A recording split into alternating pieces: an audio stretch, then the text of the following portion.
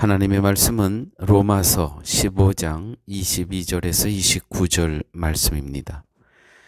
그러므로 또한 내가 너희에게 가려 하던 것이 여러 번 막혔더니 이제는 이 지방에 일할 곳이 없고 또 여러 해 전부터 언제든지 서반으로 갈 때에 너희에게 가려는 원이 있었으니 이는 지나가는 길에 너희를 보고 먼저 너희와 교제하여 약간 만족을 받은 후에 너희의 그리로 보내줌을 바람이라. 그러나 이제는 내가 성도를 섬기는 일로 예루살렘에 가노니 이는 마케도냐와 아가야 사람들이 예루살렘 성도 중 가난한 자들을 위하여 기쁘게 얼마를 동정하였음이라. 저희가 기뻐서 하였거니와 또한 저희는 그들에게 빚진 자니 만일 이방인들이 그들의 신령한 것을 나눠 가졌으면 육신의 것으로 그들을 섬기는 것이 마땅하니라. 그러므로 내가 이 일을 마치고 이 열매를 저희에게 확증한 후에 너희에게를 지나 서바너로 가리라. 내가 너희에게 나아갈 때에 그리스도의 충만한 축복을 가지고 갈 줄을 아노라.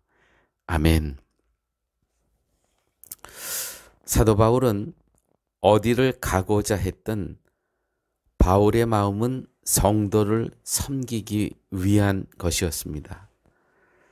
오늘 본문도 사실은 서바나, 스페인으로 가고자 하는 그러한 마음이 있었지만 지금 로마의 성도들과 먼저 교제를 하게 됩니다.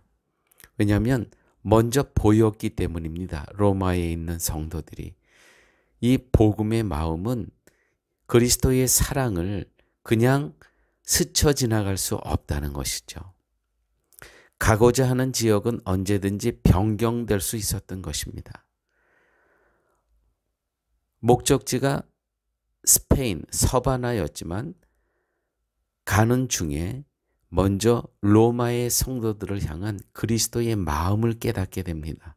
그래서 로마에서 먼저 성도의 교제를 하게 된다는 것이죠. 어느 지역을 가는 것이 목적이 아니라 섬김이 목적이었던 것입니다.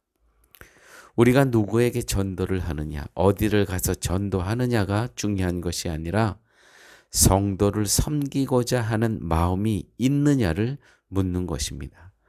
섬기고자 하는 마음이 없다면 그것은 이미 전도라고 말할 수 없기 때문입니다. 예루살렘의 성도들과 이방인의 성도는 같은 주를 믿는다고 하고 같은 복음을 말한다고 했지만 사실상 교제가 이루어지기는 어려웠던 것입니다. 이것은 예루살렘 성도들 편에서 더욱 강했습니다. 그들이 선민의식이 복음으로의 교제를 회방하게 된 것이었던 거죠. 그런데 이러한 예루살렘의 성도들을 위해서 이방인 성도들, 즉 마게도냐와 아가야의 성도들이 기쁘게 헌금을 합니다. 그것은 단순한 구제가 아니라 그리스도 안에서의 사랑이었던 것이죠. 바울은 이것을 예루살렘 성도들에게 전하고자 했던 것입니다. 이렇게 기록되어 있죠. 28절. 그러나 이제는 내가 성도를 섬기는 일로 예루살렘에 가노니 이는 마케도냐와 아가야 사람들이 예루살렘 성도 중 가난한 자들을 위하여 기쁘게 얼마를 동정하였습니다. 자, 보십시오. 목적지는 서바나, 스페인이었습니다. 그런데 로마의 교인들이 보이는 거예요. 그래서 그들에게 또 그리스도의 사랑을 전합니다.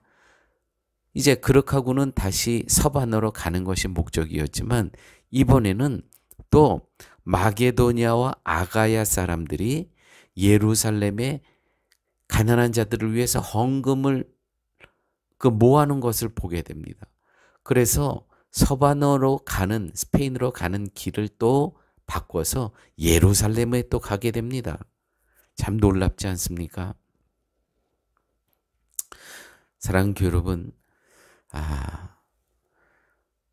우리는 자신을 욕하고 미워하고 조롱하는 사람들을 위해서 기쁘게 헌금할 수 있겠습니까? 지금 마케도니아와 아가야에 있는 성도들이 예루살렘에 헌금을 해서 보낸다는 것은 예루살렘에 있는 성도들은 이방인인 마케도니아와 아가야 성도들을 멸시하는 그러한 예루살렘 성도들이었어요. 그런데 이 두 지역에 있는 마케도니아, 아가야 성도들은 헌금을 모아서 예루살렘의 가난한 사람들을 구제 헌금을 모아서 지금 보내고 있다는 것이죠. 이게 가능한 것입니까? 그리스도의 마음으로 살아가게 된 성도라면 그때야만 가능한 것입니다. 내 노력으로 되는 것이 아닙니다. 어떻게 나를 배척하고 미워했던 사람들을 위해서 내 노력과 열정으로 헌금할 수 있다? 못합니다. 우리 안에 먼저 그리스도를 인격적으로 만나는 겁니다. 정말 예수 그리스도께서 나를 위해서 십자가에 돌아가신 그 십자가의 은혜를 체험해야만이 가능한 일이라는 것이죠. 이것이 그리스도로 인해서 맺어지는 열매인 것입니다. 열매입니다. 성령을 쫓아 행했기 때문에 자연스럽게 되어지는 행동이라는 것이죠. 여러분, 과연 우리 안에 이 열매가 있습니까? 이 성령의 열매가 있다면 나를 미워하고 회방하고 넘어뜨리는 그 사람조차도 우리는 사랑하게 된다는 것이죠. 마음만이 아니라 헌금을 모아서, 물질을 모아서 그 영혼을 위해서 또 보내지게 된다는 것입니다. 열매가 중요하죠. 열매는 무엇입니까? 그리스도와 인격적인 만남이 이루어질 때 비로소 이렇게 아름다운 열매가 맺혀진다는 것입니다. 아직까지 우리에게는 인간 관계를 따져가면서 사귈 자는 사귀고 멀리할 자는 멀리하는 모습이 우리에게는 많이 있습니다. 성령의 역사는 우리로 하여금 모든 인간적인 굴레를 벗어버리고 오직 복음만으로 교제케 합니다. 그래서 마케도니아와 아가야의 성도들이 어떻게 생각하면 서로 배척하는 관계에서 예루살렘 성도들을 위해서 기쁘게 헌금할 수 있었다는 것이죠. 기쁨으로. 이것이 바로 열매입니다. 성령의 열매. 그리스도를 인격적으로 만난 자만이 할 수 있는 성령의 열매라는 것이죠. 이 시간 우리 한번 생각해 봅시다. 나를 정말 미워하고 나를 비방하고 나를 회방했던 그런 영혼 혹시 기억나십니까? 마케도니아와 아가야에 있는 성도들은 예루살렘 백성들이 그랬습니다. 자기들을 향해서 이방인이라고. 그럼에도 불구하고 예루살렘에 흉년이 들었을 때 그리스도의 사랑을 갖고 내가 십자가의 은혜가 없었으면 나는 오늘 죽은 자와 똑같은 존재인데 그 은혜로 말미암아 오늘 내가 있음을 기억하면서 그 예루살렘에 있는 성도들을 위해서 헌금을 보내는 모습 참으로 아름답습니다.